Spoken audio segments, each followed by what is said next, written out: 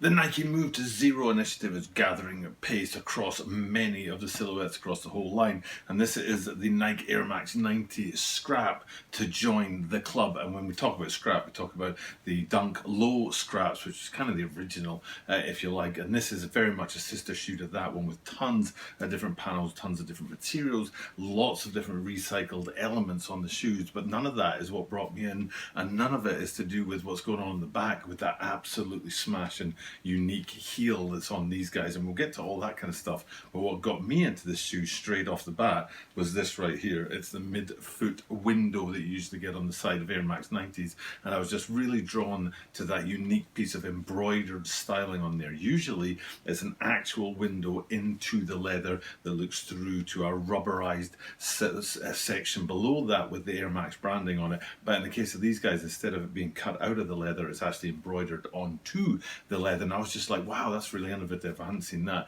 in Air Max 90s before. Even all of last year when we were doing the Air Max 90s, the 30th anniversary year, there were tons of amazing colorways, great collaborations with brands like Undefeated, and amazing different stories all throughout last year. And I never ever saw this style of branding on the midfoot window, and I thought it was just very, very unique and very, very special. So that's what got me into the shoe. And then, of course, as you know, if you watch my content regularly, a bit of research goes on before I actually step in front of the camera and talk to you guys, and I found out a lot more about the shoes that really got me interested and intrigued.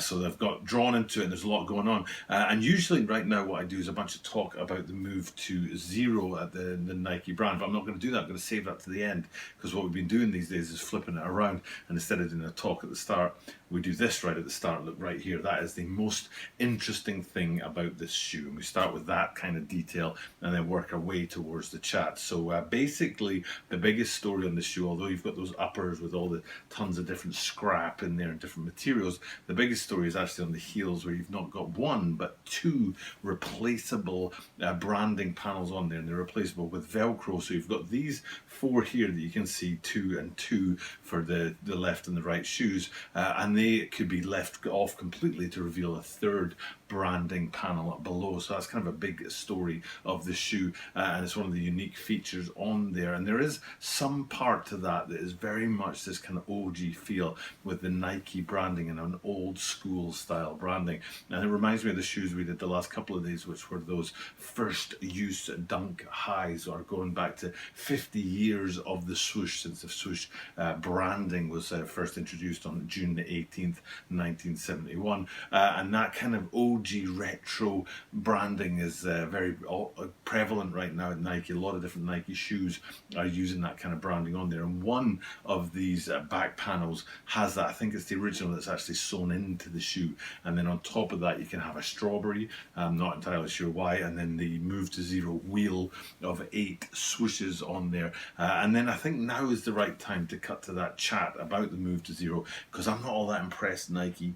Apologies to the Air Max 90 heads out there who love this shoe, anyone who's interested in their Move to Zero, all that kind of carbon footprint stuff, because of this right here. This is a picture I saw that says at least 20% recyclable materials, and I just thought that's not really great.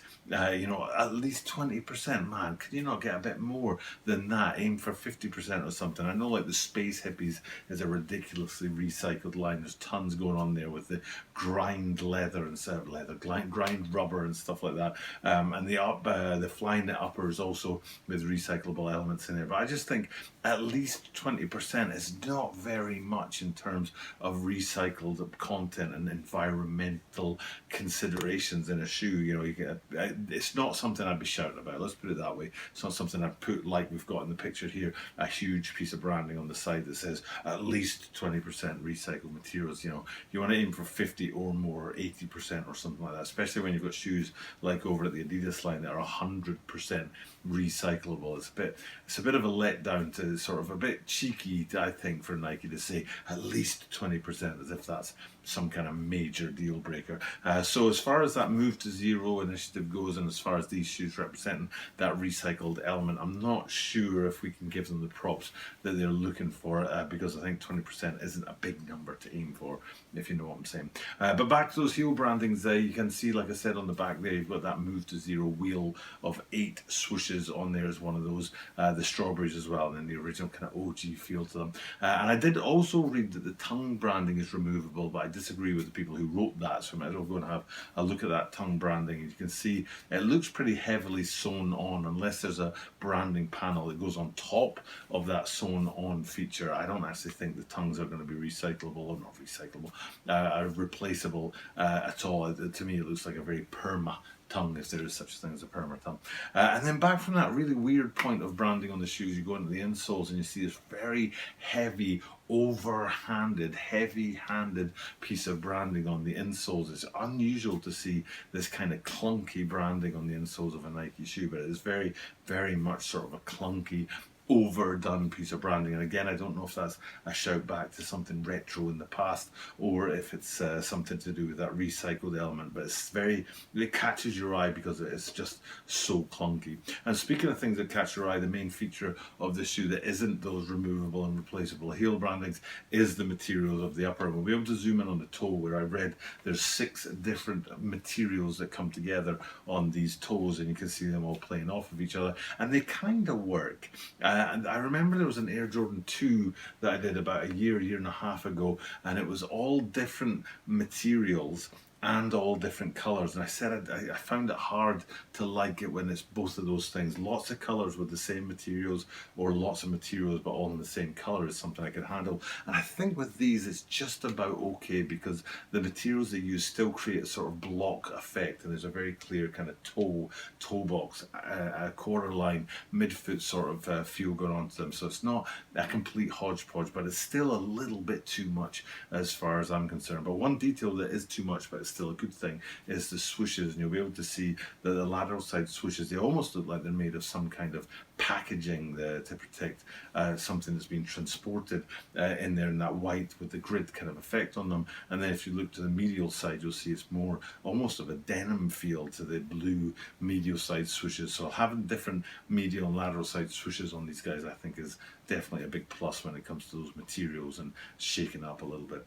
And then down to the midsole, we always talk when we do Air Max 90s about whether or not they're going to do something interesting on the midsole, especially with that arrowhead around the air unit and then the midsole itself. In the case of these ones today, both are white. Often you'll see that arrowhead and something different to the rest of the midsole. So white midsole and say an aqua blue arrowhead, for example, would be a common sort of sight. But these guys have gone with white on white, and maybe that's so they can draw your attention away from the midsole and onto the outsole, which is a very popping fire outsole, and you see the sort of green feel at the front. Most of the outsole is in a sort of brown, which I'm assuming is some kind of recycled grind rubber, and then towards the back you get into that kind of red feel, a very unique triumvirate of 3 different colours going on to that outsole there. And then back out looking at the whole shoe one more time just to finish up this video. I'm not entirely sure. It is that, I don't think I mentioned this already, I don't think I mentioned that it's a women's shoe, and I've read it's a women's shoe on something like 90% of the sites I've looked at. There were a couple who didn't mention it's a women's shoe, but I think they just didn't mention it. Doesn't mean that it isn't a women's shoe. And then the other thing is the drop date, July the 14th, and I'm shooting this video on July the 2nd, but it'll probably go up on July 4th, so 10 days before the drop date, which is exactly where I want my videos to be. And it's sometimes it's hard, sometimes I get way too close to the drop dates and sometimes a little bit too far away, so it's nice to be back in sort of the perfect zone, the sweet spot of 10 days before the drop date for me to drop my videos. And that's a great point for me to just finish this one up and just wrap up another video for you guys out there. Hopefully you're enjoying the daily content that keeps on churning out. I keep saying it in the videos, I should calculate how many consecutive days on YouTube we've done. It's over 900, we know that, but I haven't got a precise number. But I do need to get a countdown going because it's getting close to 100 consecutive days on YouTube, and that's something to look forward to. So with that in mind, let's just wrap this video up and finish it up for today. But because I do these things every single day, I get to say the same thing at the end of every single video, which is that you are guaranteed to see me tomorrow.